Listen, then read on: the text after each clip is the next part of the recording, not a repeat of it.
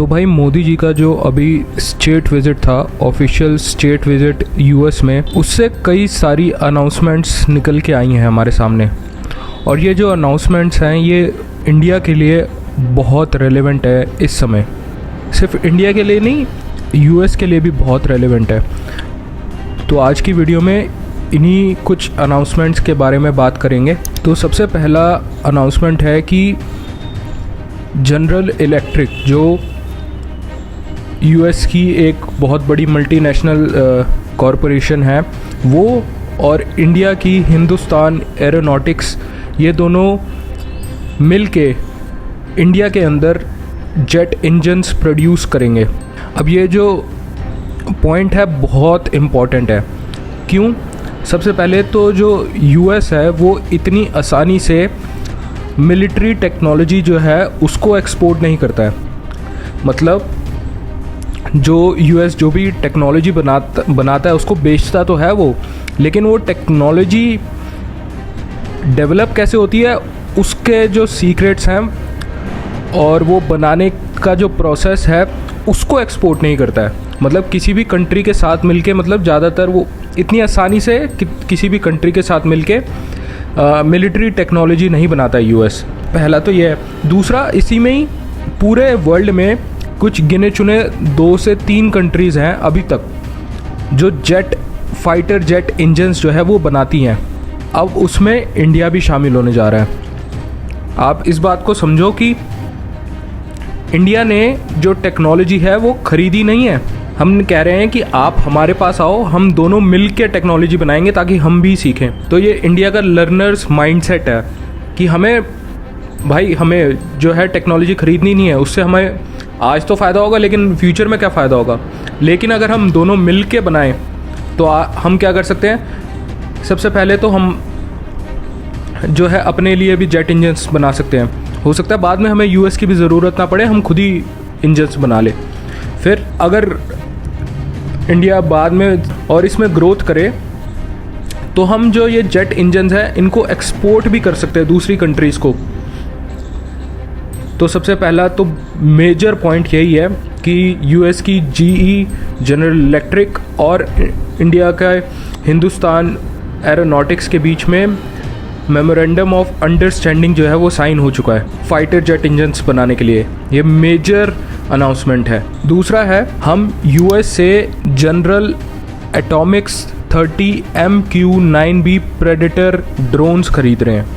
अब ये जो ड्रोन्स हैं ये भी बहुत इम्पॉर्टेंट है अभी के लिए, क्योंकि आपको पता है कि चाइना जो है बहुत सारी हरकतें कर रहा है हमारे बॉर्डर एरियाज़ पे भी और साउथ चाइना सी में भी। तो उनसे निपटने के लिए ये ड्रोन्स बहुत इम्पॉर्टेंट है। इन ड्रोन्स का फ़ायदा ये है कि ये जो ड्रोन्स है काफ़ी एडवांस हैं इन टर्म्स ऑफ टेक्नोलॉजी। जैसे मैं आपको इन ड्रोन्स के कुछ पॉइंट बताऊं, तो जो इंडिया के पास तो ये जो ड्रोन्स हैं ये 500% ज़्यादा पेलोड जो है वो कैरी कर सकते हैं और 9 टाइम्स ज़्यादा हॉर्स पावर है इनमें। अब इसका क्या मतलब है? तो भाई अगर आपका जो ड्रोन है, आपको पता है ड्रोन स्ट्राइक्स आपने सुना होगा, तो ड्रोन स्ट्राइक्स के लिए स्ट्राइक करने के लिए आपको एम्यूनिशन चाहिए। तो ये जो ड्रोन्स है वो 500% ज़्यादा, जो इससे पहले वाला जो मॉडल था उसमें जितना हम पेलोड जो है वो कैरी कर सकते थे, ये ड्रोन्स उससे 500% तक ज़्यादा पेलोड उठा सकते हैं। मतलब उस 500% ज़्यादा जो है ये एम्यूनिशन जो है वो कैरी कर सकता है। अगर आपको एग्जैक्ट वेट बताऊं कितना वेट जो है ये कैरी कर सकता है, तो वो है 1746 किलोग्राम्स। 1700 किलोग्राम तक का वेट जो है ये कैरी कर सकता है। एक तो ये पॉइंट। दूसरा, इसका जो इंजन है वो 9 टाइम्स मोर पावरफुल है इसके प्रीवियस वर्जन से। तो ये इसका मतलब है कि भाई एक तो ज़्यादा वेट उठा पाएगा वो इंजन, दूसरा वो इसमें पावर ज़्यादा है तो ये ज़्यादा देर तक सर्विलेंस दे सकता है, ज़्यादा देर तक और ज़्यादा टाइम तक जो है ये सर्विलेंस प्रोवाइड कर सकता है। ये जो ड्रोन है 27 घंटे तक 50,000 फुट की ऊंचाई पे उड़ सकता है 1700 किलोग्राम वज़न लेके। तो ये इतना एडवांस है। और ये जो ड्रोन्स हैं ये 2 तरह के होते हैं। पहला है एयरफोर्स के लिए, दूसरा है मरीन्स के लिए। इंडिया जो है दोनों तरह के ड्रोन्स जो है वो ख़रीद रहा है। अब इंडिया जो है इनको फेजेस में ख़रीदेंगे। हम एक ही बार में मतलब जो है सारे ड्रोन्स नहीं लेंगे। पहले हम 10 ड्रोन्स जो है वो मंगा रहे हैं विदाउट वेपन्स, ताकि हम जो है अपना सर्विलेंस सिस्टम जो है वो पूरा सेटअप कर लें और कमांड सेंटर्स बना लें। जब हम इसके साथ वेल वर्स्ड हो जाएंगे तब हम और जो ड्रोन्स है वो धीरे धीरे उनके कंसाइनमेंट्स जो हैं वो आते रहेंगे। तो ये दूसरा मेजर अनाउंसमेंट था। तीसरा है भाई, अब आपको पता है कि भाई आजकल जो वर्ल्ड है पूरा टेक्नोलॉजी पे चल रहा है। जो टेक्नोलॉजी बनाएगा उसके पास एक एडवांटेज है, उसके पास एक एज है। तो जो इंडिया है उसमें माइक्रोन टेक्नोलॉजी है जो सेमीकंडक्टर्स बनाती हैं, चिप्स जिसके बारे में बात करें, जो चिप्स वॉर भी चल रही है ताइवान से रिलेटेड। लेकिन माइक्रोन टेक्नोलॉजी जो है वो यूएस की एक कंपनी है जो सेमीकंडक्टर बनाती है। वो अपना एक टेस्टिंग और पैकेजिंग यूनिट जो है वो एक गुजरात में लगाने जा रहे हैं। तो ये भी बहुत फ़ायदेमंद है। हालांकि ये बना नहीं रहे हैं, लेकिन देखो कहीं से तो शुरुआत होगी। अभी हम जो है टेस्टिंग और पैकेजिंग में ही आएंगे, तो धीरे धीरे इस टेक्नोलॉजी को भी हम समझेंगे, धीरे धीरे और इसमें एडवांसेस होंगे, तो हम धीरे धीरे इस मार्केट में भी घुस जाएंगे। वैसे इंडिया बहुत कोशिश तो कर रहा है, हम सिर्फ यही नहीं है, और भी इंडिया में बहुत इन्वेस्टमेंट्स हो रही हैं चिप्स को लेके। लेकिन ये एक शुरुआत और है कि भाई $2.7 बिलियन का जो प्लान है वो माइक्रोन टेक्नोलॉजी ने दिया है गुजरात में ये यूनिट लगाने के लिए।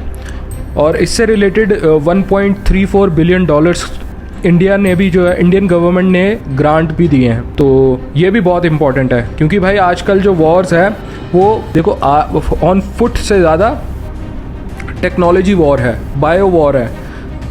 तो इन सब क्षेत्रों में भी हमें आगे जाना पड़ेगा। तो ये पॉइंट है उस सेक्टर में बहुत इंपॉर्टेंट है। अब आप सोच रहे होंगे कि ये सब जो पॉइंट्स हैं वो इतने इंपॉर्टेंट और रेलेवेंट क्यों हैं इंडिया और यूएस के लिए।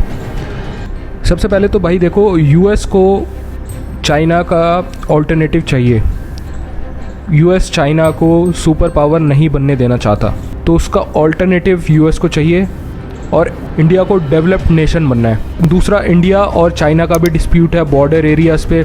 तो इंडिया को भी भाई टेक्नोलॉजिकली, डिफेंस वाइज और फाइनेंशियली और एडवांस बनना है। अगर हमें चाइना से कंपटीशन करना है या यूएस से भी इनफैक्ट हमें कंपटीशन करना है, तो हमें और एडवांस होना है। तो ये जो डील्स हैं ये दोनों के लिए फ़ायदेमंद है, इंडिया के लिए भी और यूएस के लिए भी। क्योंकि यूएस चाह रहा है कि भाई वो चाइना पे ज़्यादा डिपेंडेंट ना रहे, तो इसलिए वो अपना बहुत सारे उनके बिजनेसेस जो हैं वो चाइना से छोड़ के इंडिया में आ रहे हैं। उसका एक और बड़ा रीज़न ये भी है कि जो चाइना है उसकी पॉपुलेशन जो है वो धीरे धीरे ओल्ड हो रही है, तो उनकी जो काम करने की कैपेसिटी है वो धीरे धीरे कम होगी। India on the other hand, India की जो पॉपुलेशन है वो काफ़ी यंग है, हमारी काम करने की कैपेसिटी ज़्यादा है, हमारे पास वर्क फोर्स ज़्यादा है।